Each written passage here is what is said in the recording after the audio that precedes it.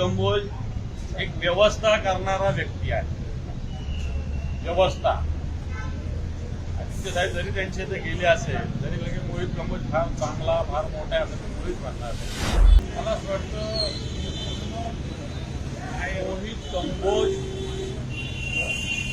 Bharatiya Janata party म्हणून ज्या वृत्तीनं काम करतात त्याला आमचा विरोध आहे. मोहित कंबोजला व्यक्तिगत विरोध असायचं काही कारण नाही. मोहित कंबोजाच्या ज्या भारतीय जनता पार्टीच्या हिंदूनं ज्या वेगवेगळ्या गोष्टी करतात त्याला निश्चित आमचा विरोध आहे. आदित्यजी ठाकरे साहेब गेले असतील तरी आणि व्यक्तिगत मला असं वाटतं आपल्या संस्कृतीनुसार आपण व्यक्तिगत द्वेषाचं राजकारण करत नाही.